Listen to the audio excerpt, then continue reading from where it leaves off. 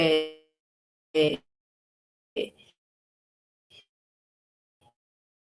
en, eh,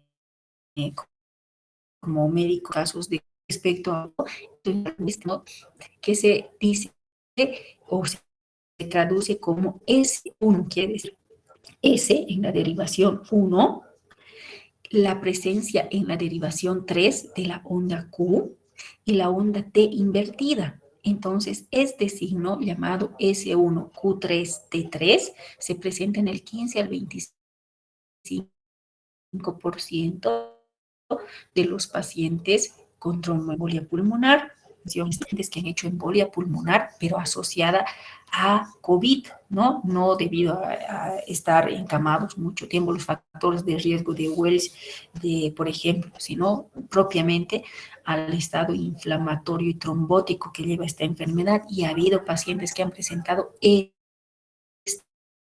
signo que eh, dicho sea de paso, yo nunca había visto en mis pocos años de ejercer como médico, por ejemplo, en pacientes con trombonar, ¿ya? Ahora bien, si vamos a ver más claramente el signo de Magwin, ¿no? La presencia de la derivación 1, la onda S, la presencia en la derivación 3D, la onda Q, y una T invertida. Entonces, tenemos clínica en la pulmonar, pedimos un electrocardiograma, miremos a buscar eso, ¿no? En la mayor parte de las veces, como les digo, puerta aquí,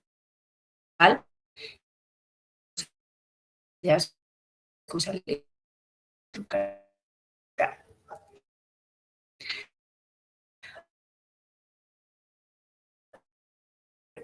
Otro método mejor es que la placa rural 40 minutos. En cambio, en la tomografía,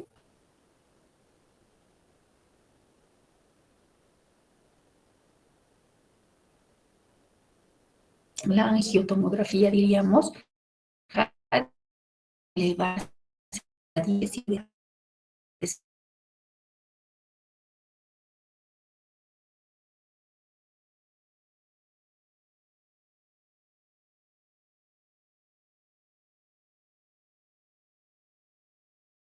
en quizás es que no vamos a poder ver los TEPs periféricos, aunque el paciente por lo tanto tenga embolia pulmonar, pero para eso tengo la sumatoria de los otros datos,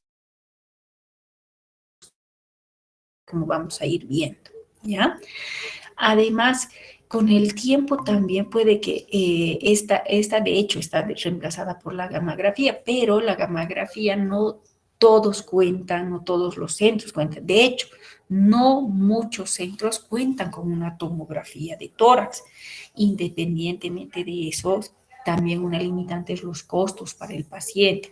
En los hospitales de tercer nivel, donde se cuentan con estos métodos, fácilmente se los puede solicitar, pero aún así, si el paciente no tiene condiciones de soportar una tomografía porque está disneico, etcétera, nos constituye una limitante, ¿no?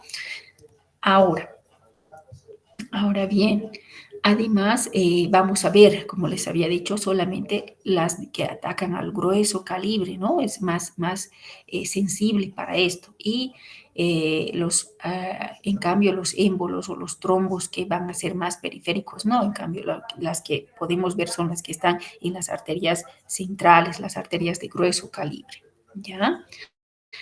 Ahora bien, existen los signos, ¿no?, asociados, que eso van a ver más ustedes en la parte de imagenología al año, el signo de la rosquilla, etcétera. Ahora bien, vamos a ver los exámenes de laboratorio que ustedes podrían pedir en sangre.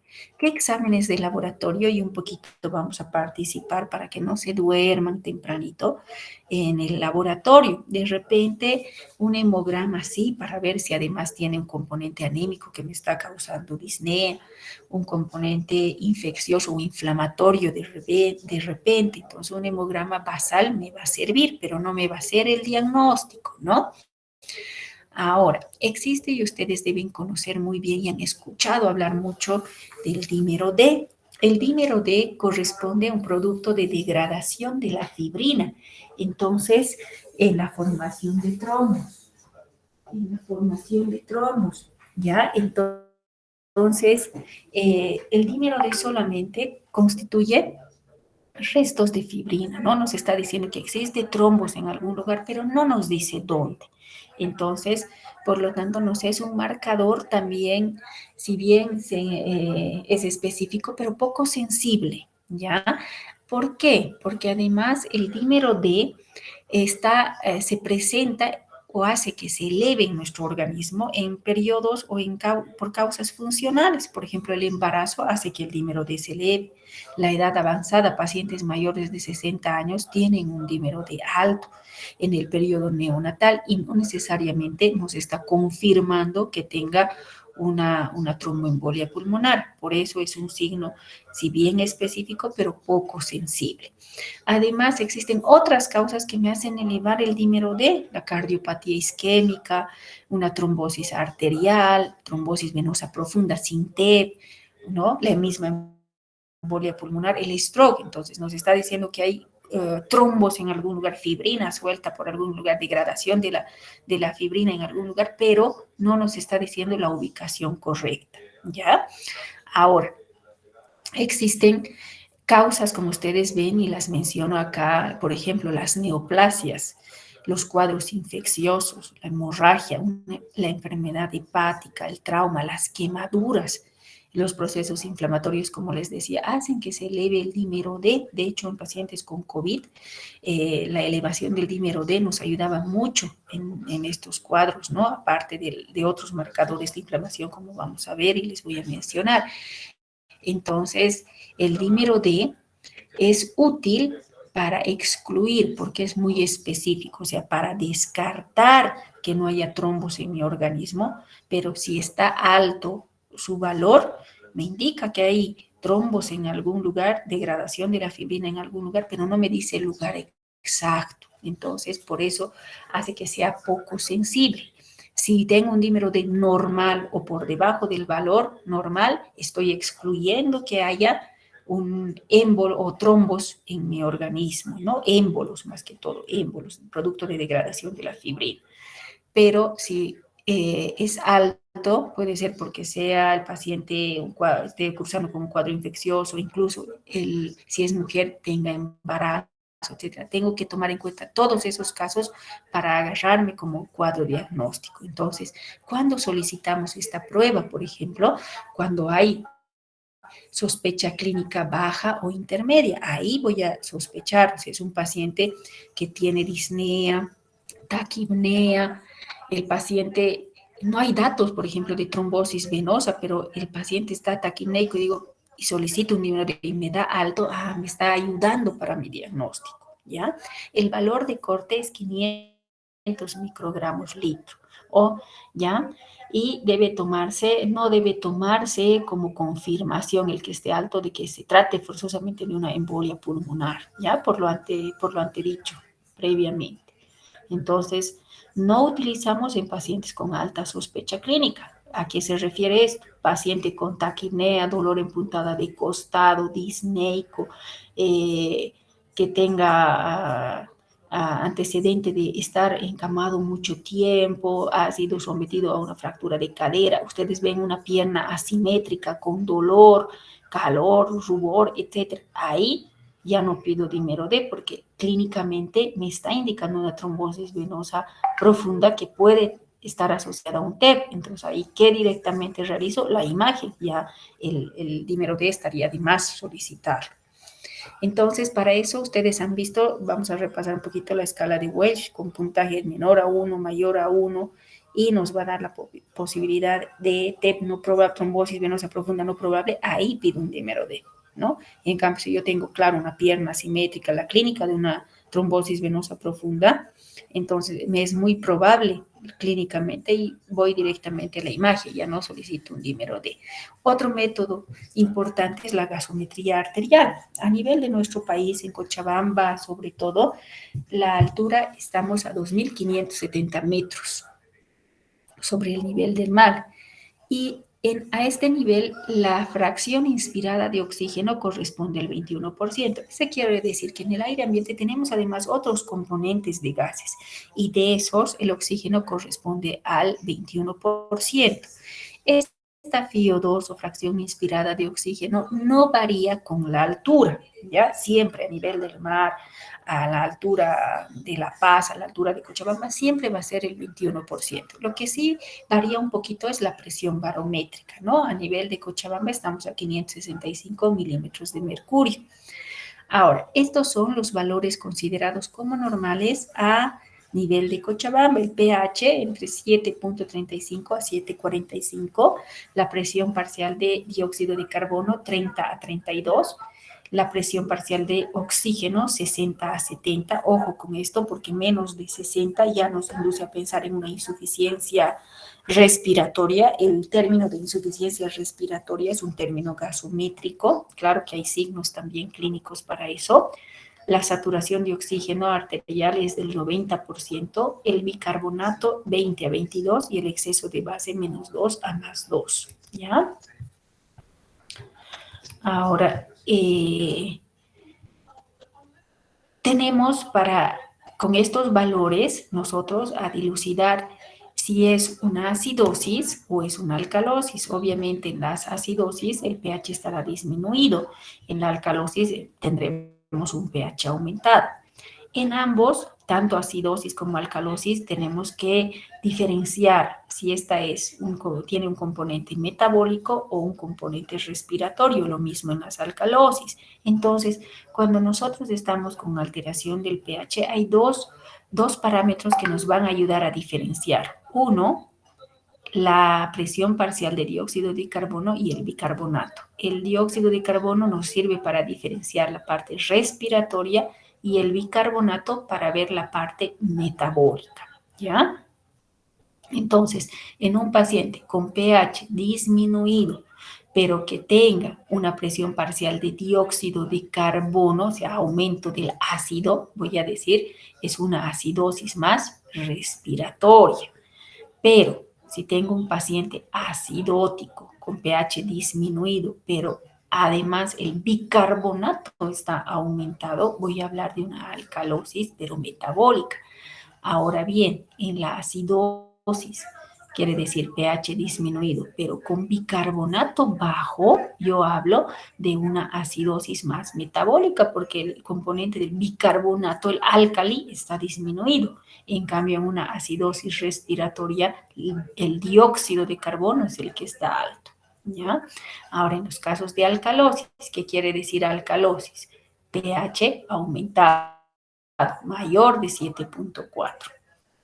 Entonces, tengo que pensar, ¿será una alcalosis metabólica o respiratoria? Entonces, para eso voy a ver los valores de dióxido de carbono y bicarbonato.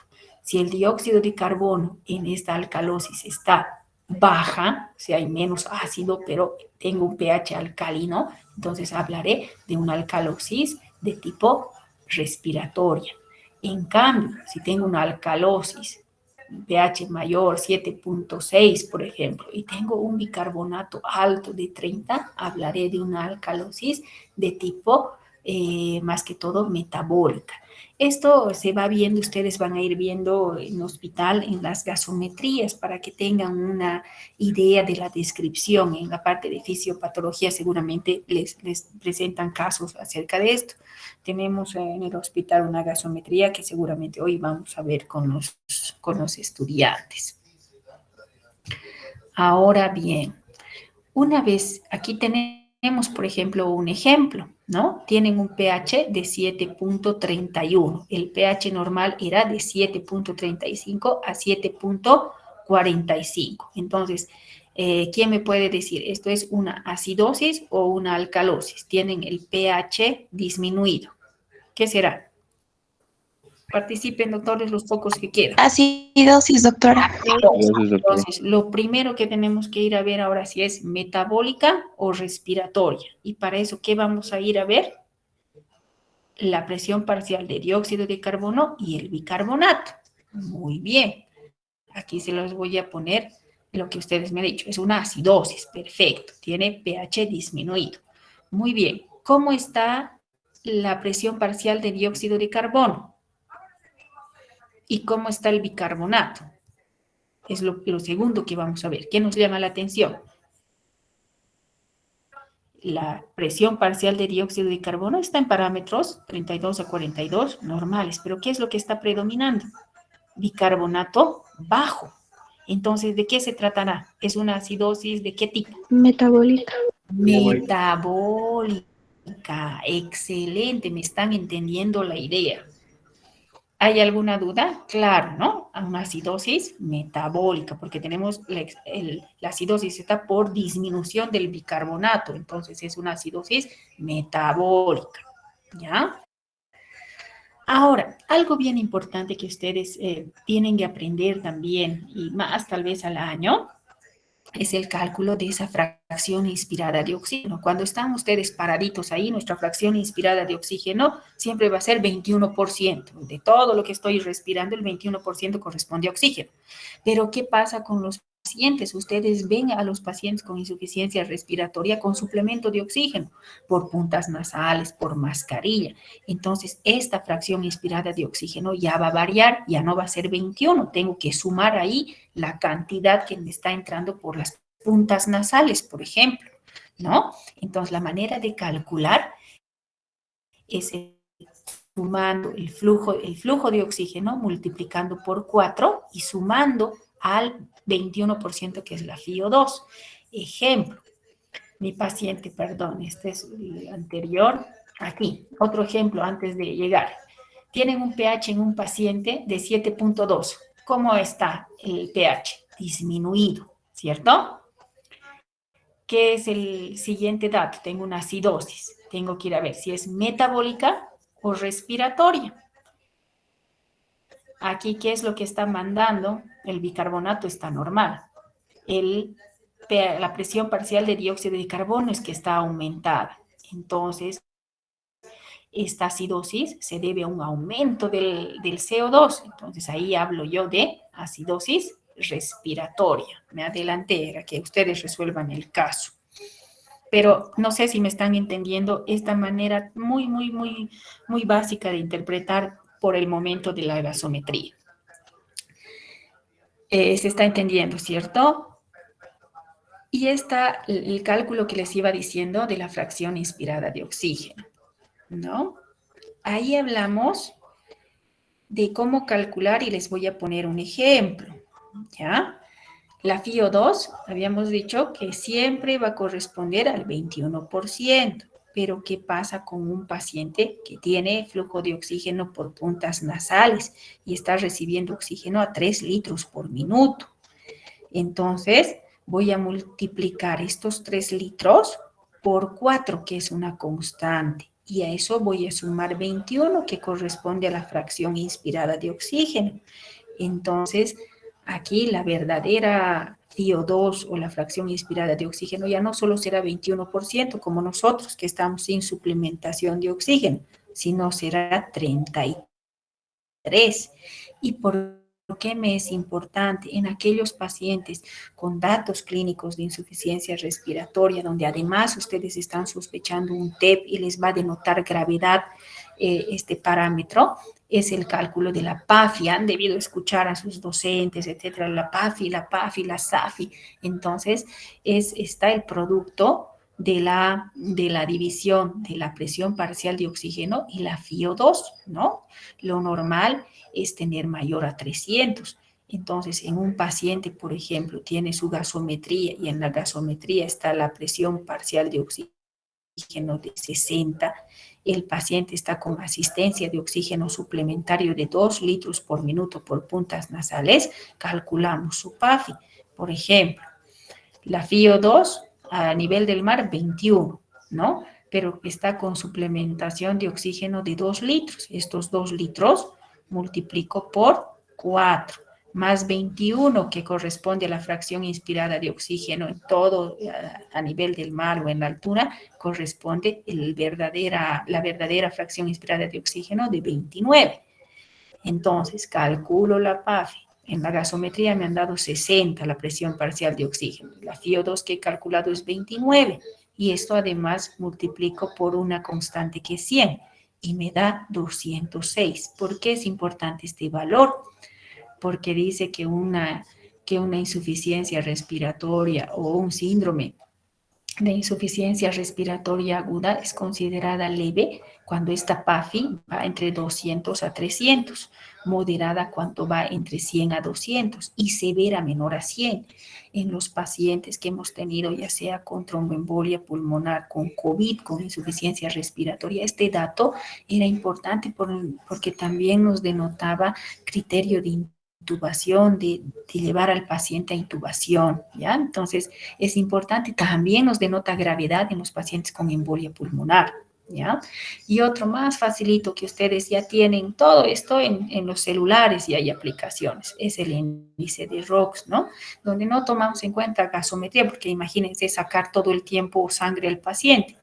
Entonces, el porcentaje de la saturación de oxígeno periférica, eso a través del oxímetro de pulso, la FiO2, que ustedes ya ahora les he indicado cómo se calcula, y la frecuencia respiratoria, entonces ya nos daba un resultado, ¿ya?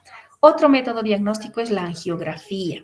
Si bien tiene una especificidad y sensibilidad del 99%, la ideal, ¿cierto? Esta prueba no se realiza porque puede tener efectos secundarios, con contraste, administrar al paciente, etcétera. Entonces, si bien es ideal, precisa una infraestructura compleja, no siempre está disponible en todos los centros. Entonces, esa es la limitante de este método diagnóstico, ¿ya?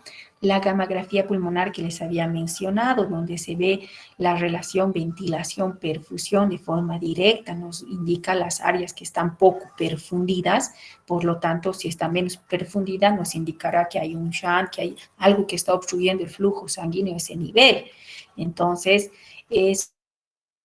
tiene este método diagnóstico mayor sensibilidad para el diagnóstico, se pone tecnesio, ¿no? Además, isótopos de albúmina para la perfusión y se llega a ver imágenes, ¿no? Cuando es la imagen de manera homogénea, entonces ventilación, perfusión, normal, pero cuando hay áreas heterogéneas de perfusión en la imagen, nos estará indicando alteración precisamente de la perfusión que nos está sumando para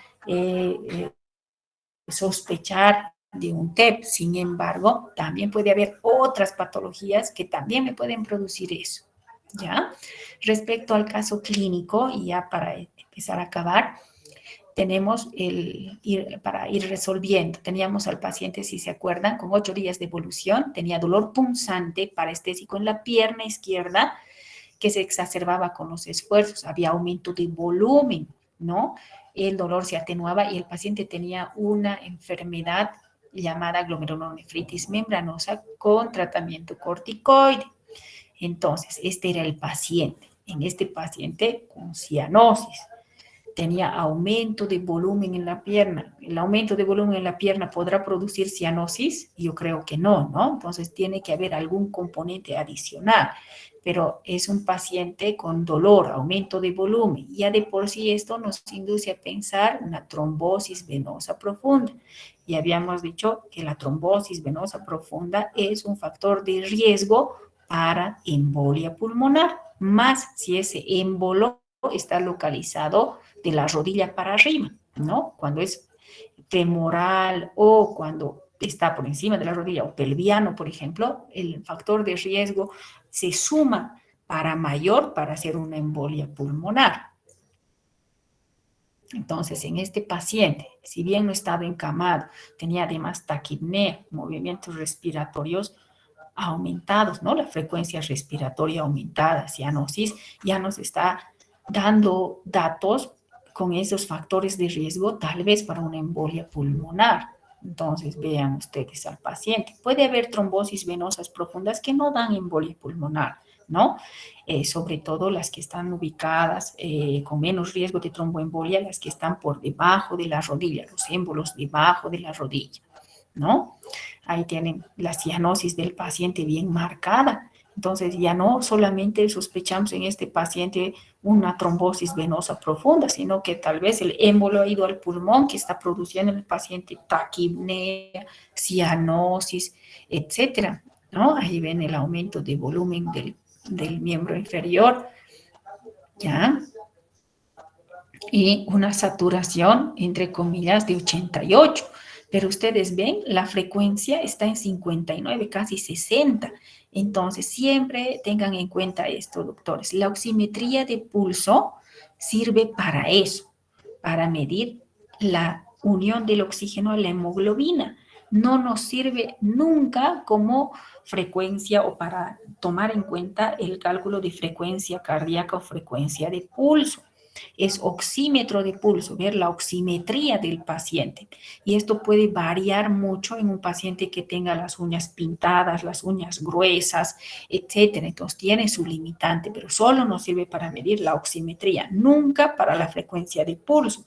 Porque ustedes han visto en la parte clínica que puede haber pacientes con taquicardia cuya frecuencia cardíaca no sea captada en la parte distal, en el oxímetro, porque tiene el paciente bradisfigmia, un déficit de pulso, por ejemplo, como ocurre en las taquiarritmias supraventriculares. Entonces, eso nos crearía un error de apreciación. Entonces, en ese paciente nos ayuda para medir la oximetría de pulso, pero nunca tomamos el oxímetro de pulso para medir la frecuencia cardíaca. Ustedes como estudiantes de semiología y como médicos a futuro tienen que tomar la frecuencia cardíaca, la frecuencia ápico-radial, comparar el pulso radial con la frecuencia cardíaca, ¿ya? Entonces, en este paciente hemos visto datos de alarma.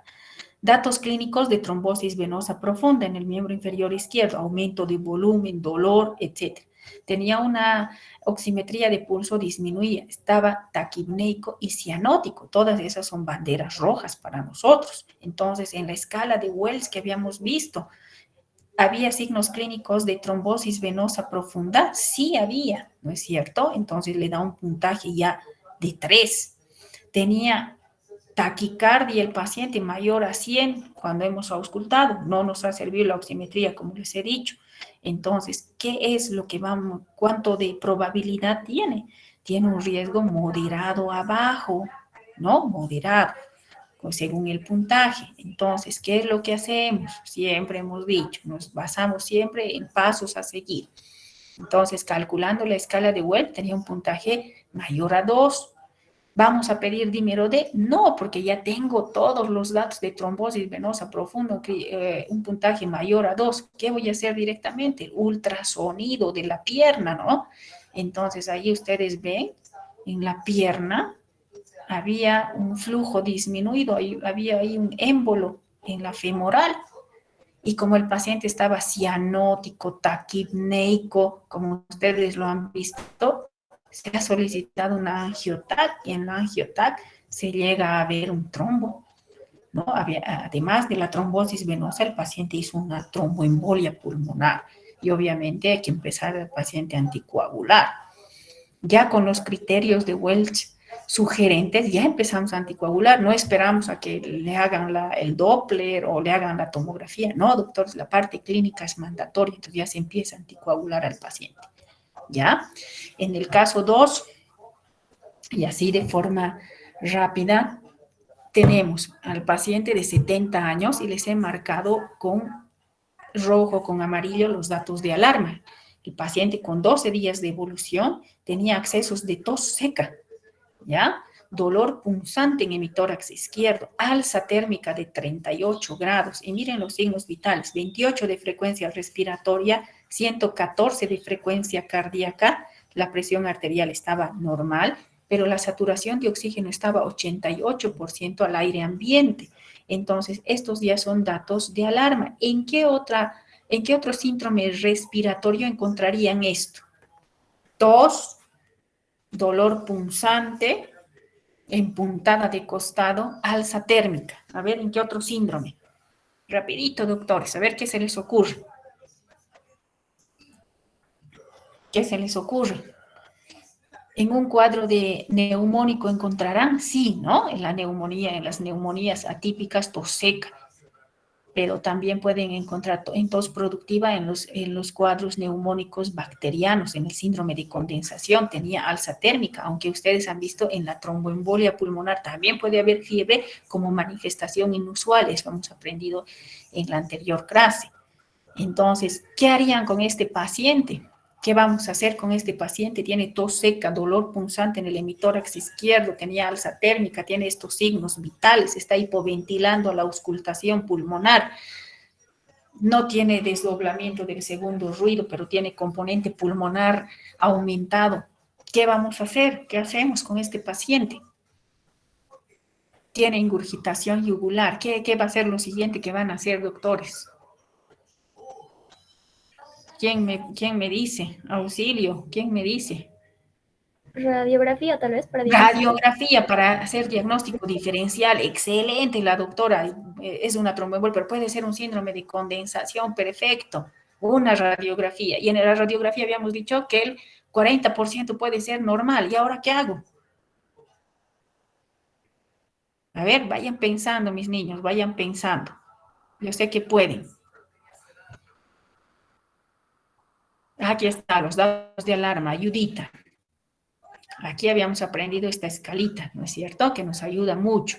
70 años masculino, tos seca, dolor punzante, alza térmica, taquicárdico, hipoxémico con saturación baja de oxígeno.